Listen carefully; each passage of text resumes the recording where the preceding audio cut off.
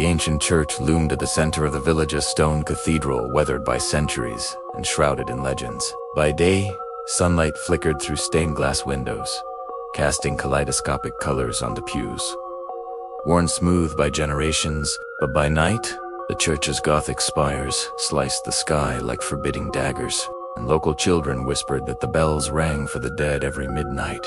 For years, no one had dared spend the night in its shadow, until one stormy autumn evening, a group of 5, Clara, her brother Jamie, their skeptical father, Pastor Daniel, local historian Olivia, and a traveling artist named Milo, decided to brave the church's haunted reputation to investigate a rash of recent disappearances. Under the swirl of rain and wind, they entered, the heavy wooden doors slamming behind them. The interior was vast, echoing and chill. Candles bobbed in the darkness as Olivia recounted tales, monks who had vanished, a gravedigger gone mad from hearing voices beneath the floor, and parishioners seen walking after death's drawn inexplicably to the belfry at midnight. Clara shivered, clutching her brother's arm.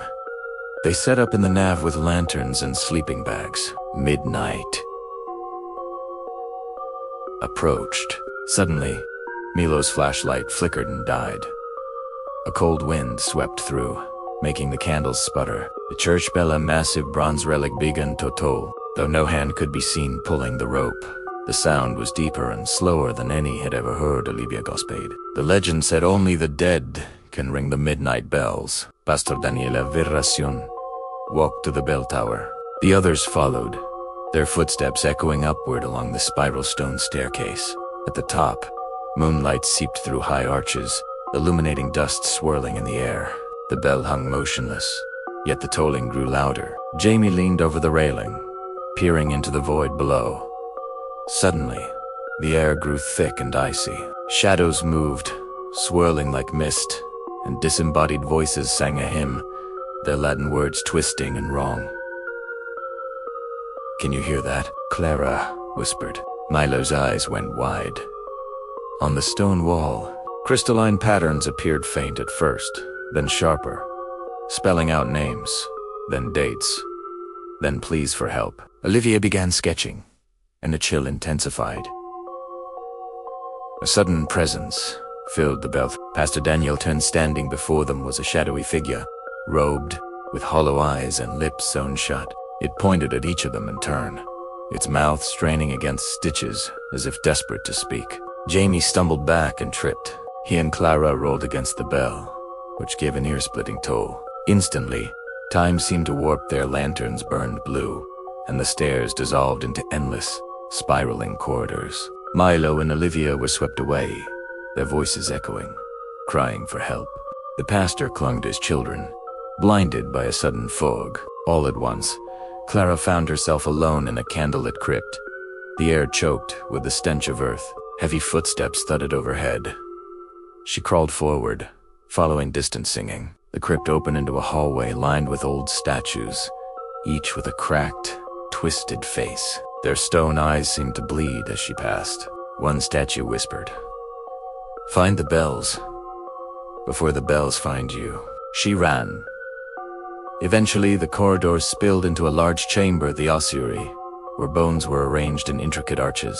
Shadows pulsed along the walls. Every few seconds, an invisible bell rang, driving pain through her skull. Suddenly, Jamie appeared, his eyes glazed, mumbling nonsense. Clara shook him, and together they stumbled toward a sliver of light. On the other side, Milo and Olivia surfaced from a side passage, clutching torn sketches. "Something followed us," Olivia gasped. "It moves like a shadow, hungry for souls. My pictures, ... They're not right." From above, Pastor Daniel shouted. The group scrambled up winding passages, reuniting at the altar.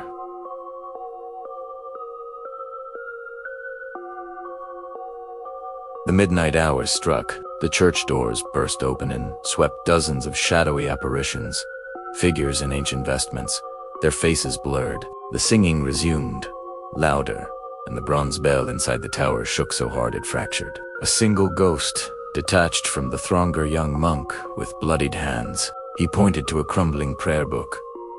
"Say the last prayer. Set us free." Clara read, her voice trembling. The stone beneath their feet writhed, as if hundreds of trapped spirits clawed toward the surface. Jamie's necklace snapped and spun in the air, landing at the feet of the shadowy priest. He knelt, mouthing silent thanks.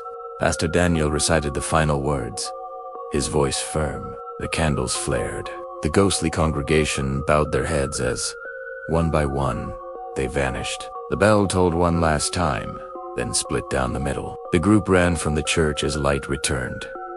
Outside, the storm had passed. The building looked almost ordinary, save for the broken bell and new names in the stone. As dawn broke, Clara found her hands covered in dust and ancient ink. Olivia's sketches now showed only light, not shadow. 4 years.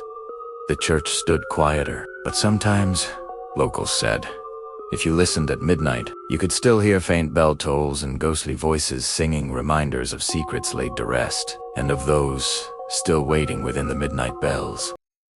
If you like this video, please hit the like and subscribe button, and don't forget to press the bell icon for more stories.